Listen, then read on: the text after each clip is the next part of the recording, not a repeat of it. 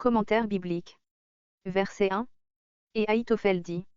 Ce second conseil était le meilleur possible dans l'intérêt d'Absalom. Il fallait frapper David avant que ceux qui tenaient pour lui eussent eu le temps de se reconnaître. Verset 3. L'homme que tu cherches, le roi. Tenir David, c'est autant qu'avoir pour soi tout le peuple. Le retour. Ce mot fait entendre que tous ceux qui ne reconnaissent pas Absalom sont déjà en état de rébellion. Verset 5. Shushaï ne faisait donc pas encore partie du conseil intime. Verset 8. Versets 8 à 13. Shushaï veut gagner du temps pour sauver David, il allègue contre le conseil d'Ahitophel 3 motifs, l'extrême irritation et la bravoure désespérée que déploieront les compagnons de David, la probabilité que David échappera dans la nuit parce qu'il se tiendra à l'écart de sa troupe et l'effet déplorable que ne manquerait pas de produire le moindre échec au début de la campagne.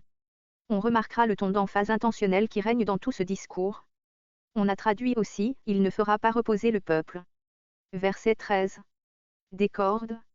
Étrange hyperbole. Il représente les tours et les murailles de la ville prises, abattues comme des arbres au moyen de cordes. Verset 15. Conformément à l'arrangement pris de Samuel 15.36, Shushaï fait avertir David, car il n'était pas sûr que l'on ne revint pas au conseil d'Ahitophel, verset 21. Verset 17.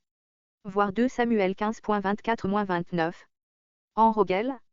Comparer Josué 15.7, note. Il restait en dehors de la ville, afin de pouvoir partir plus aisément sans être aperçu. Verset 18. Bahurim.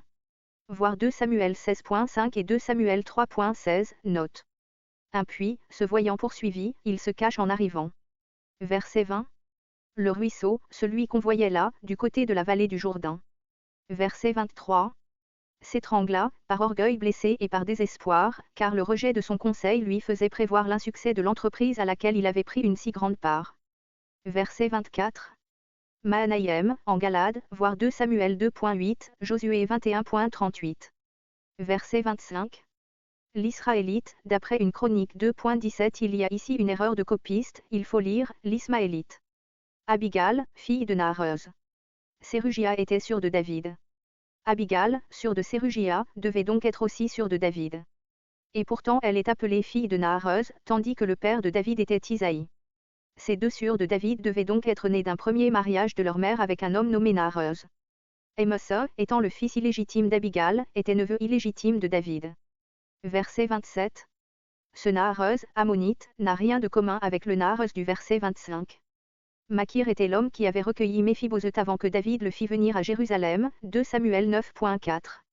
Lodébar, voir 2 Samuel 9.4-5. Rogelim, localité inconnue, en Galade. Verset 28. Du grain rôti. Ce terme, répété, à la fin du verset, doit l'avoir été par une erreur de copiste, à moins qu'on ne l'applique la seconde fois à une autre espèce de grain tel que les fèves ou les lentilles dont il vient d'être parlé après le froment. Verset 29. Des fromages de vache, en opposition au fromage de chèvre, le plus commun en Orient.